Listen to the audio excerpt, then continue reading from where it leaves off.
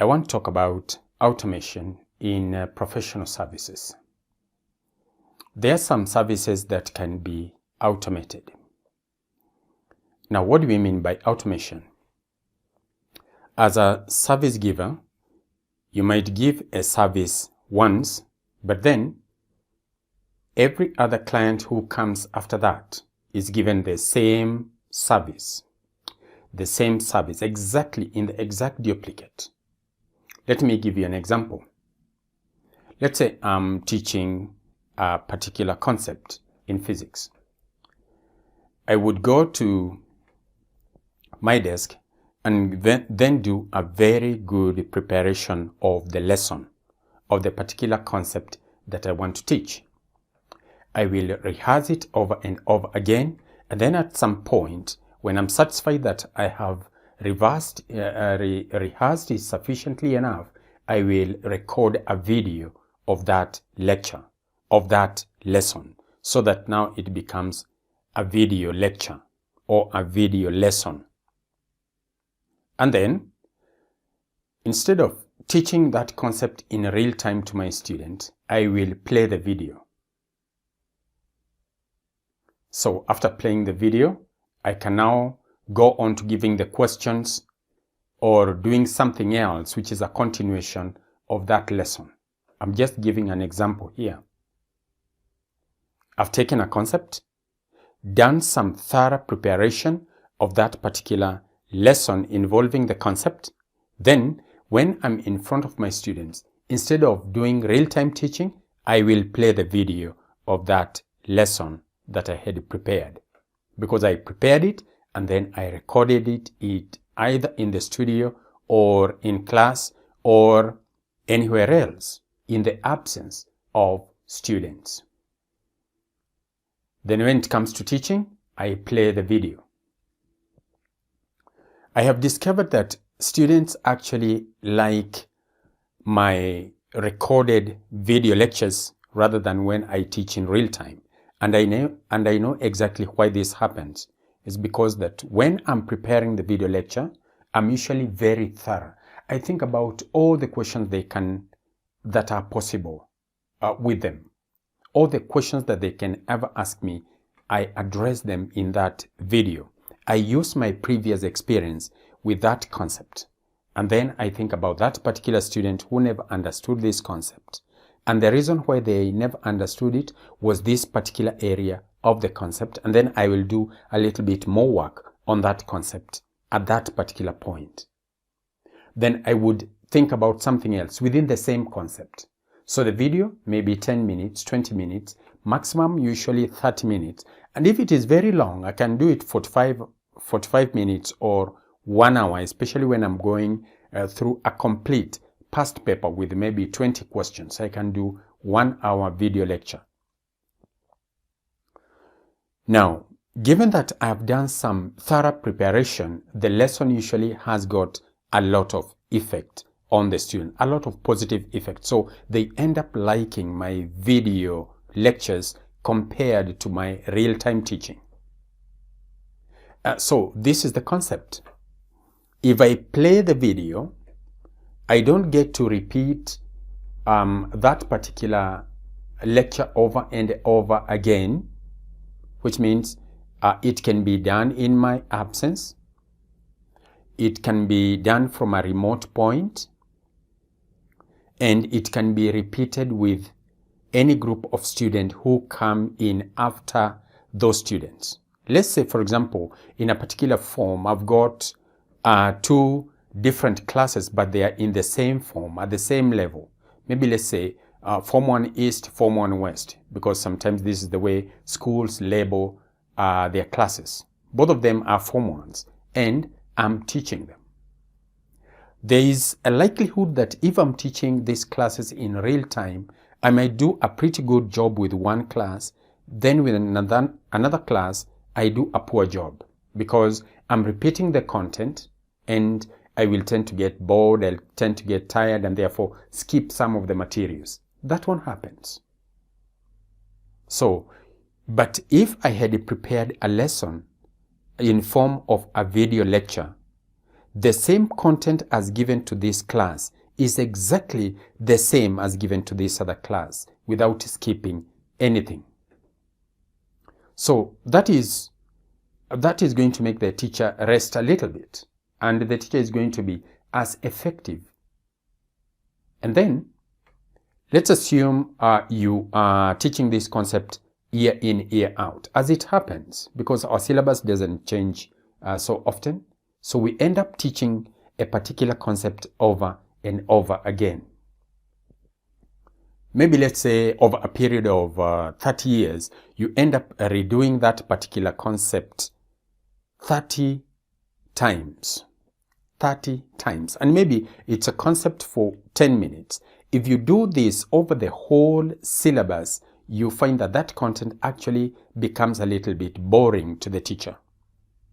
And when that happens, you tend to skip some of the concepts, not forgetting that every year the students are new, they are fresh. You tend to skip some of the concepts, and therefore you end up being less effective as time goes by.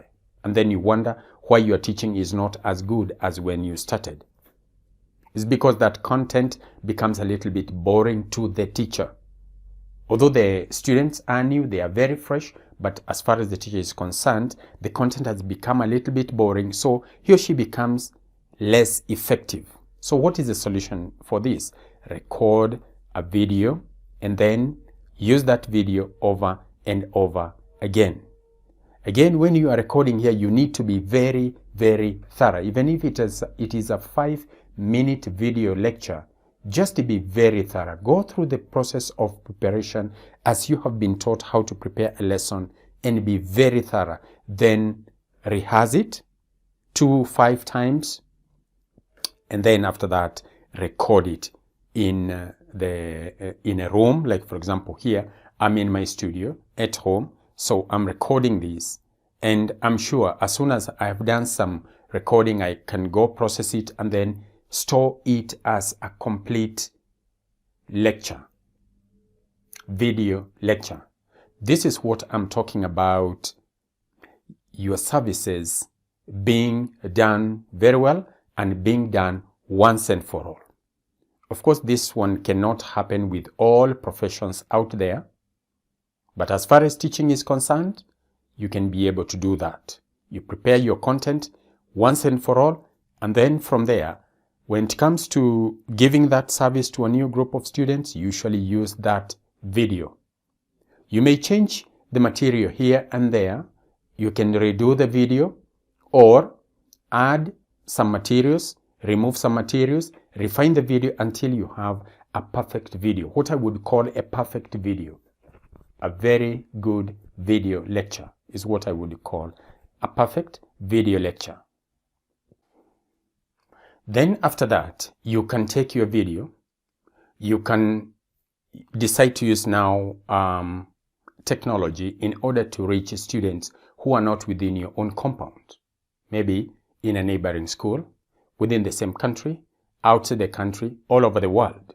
You need to find a platform that can enable you to share your lectures. And here I'm talking about platforms such as YouTube.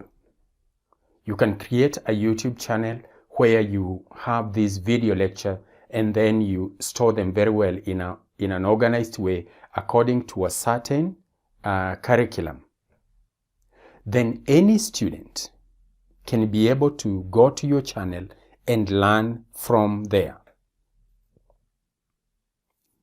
Now maybe this may not be the end, because what would be the use of creating a YouTube channel?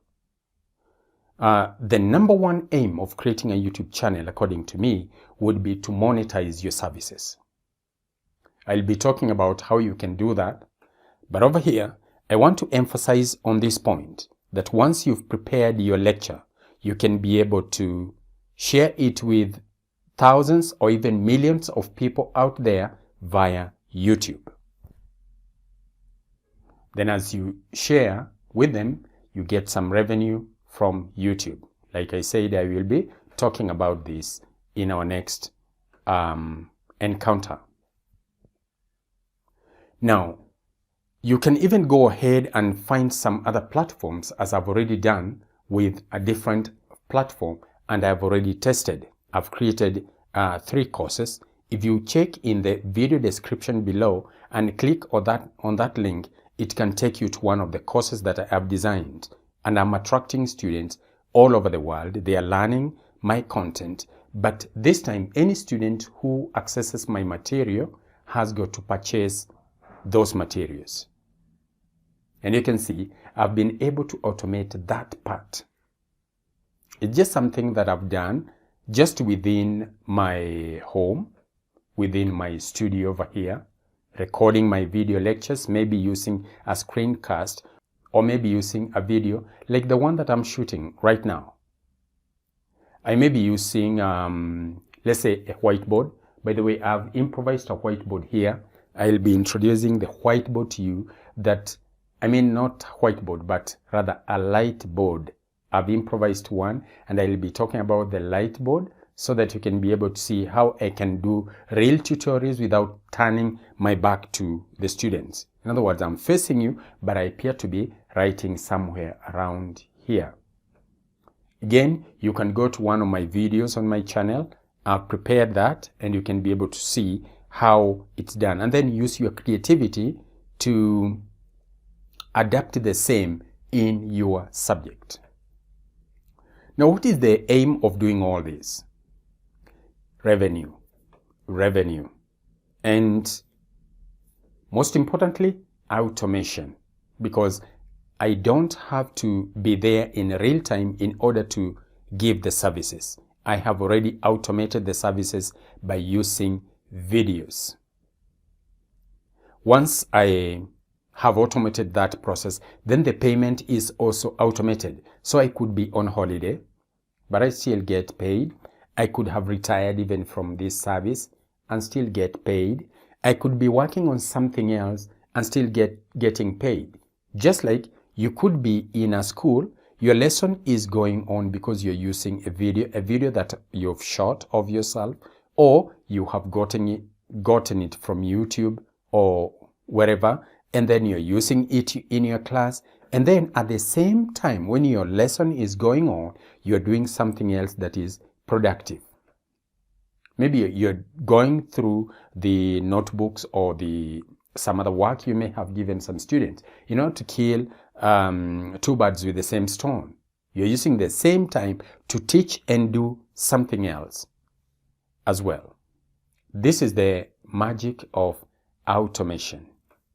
So it can allow you to have several streams of income, because a particular video could be earning you this amount of money per month on YouTube.